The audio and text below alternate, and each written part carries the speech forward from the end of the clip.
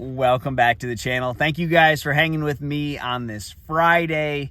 So the fishing is going to change more right now than it will at any other time in the year. And we're coming off a 2-month period where fishing really hasn't changed at all. Fish are going to stay in the same places. The bait is going to stay in the same areas. And we don't have to change because there's really nothing to do different. We're going to fish the same type stuff, that same one dock where the bass just continue to come to, that same point where the bass just love to stage. That's what we've been doing. Things are now going to change and change rapidly, so we got to change with them. So I'm looking through a bunch of stuff that I took out of my boat right before my tournament on Saturday. And the first one that really jumps out at me are these soft plastic creature baits, one that you can swim, one that glides. I like the gliding version when I'm pitching it around isolated wood. I like the more versatile bait that I can swim, I can flip, I can really do everything with it. But to me, this bait, I want the water above 55 degrees. This bait, if it's a little colder than 55, you can still catch them on this bait. Not gonna be my first choice, but here we go.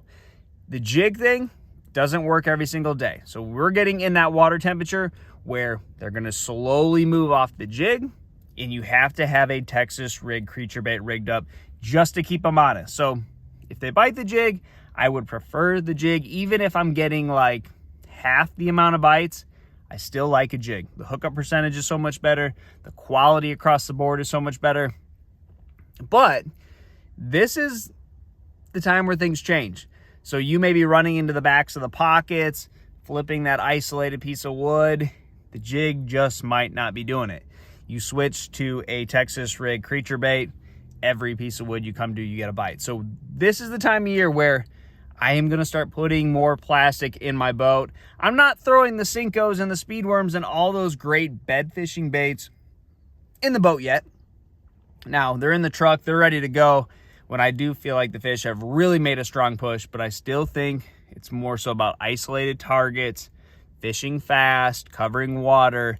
I'm not dragging a worm just yet. The water's been kind of cold.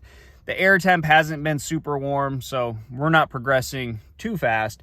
But if you do have spotted bass, smallmouth bass in your lake amongst the largemouth, they will spawn first. So typically now, end of March, beginning of April, this is when those fish are going to spawn out a little bit deeper.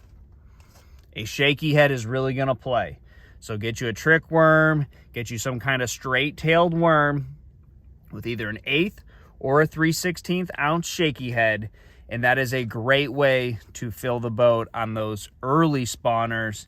And you typically see this with the spotted bass in the smallmouth. If you don't have too much current, if it's a river system, those fish are going to wait for the current to kind of relax a little bit before they get on those bends and start spawning. But if you are a natural lake, depending on the water level, bass are going to start spawning. They can spawn out deeper in those really clear lakes, so they're going to start getting on those points.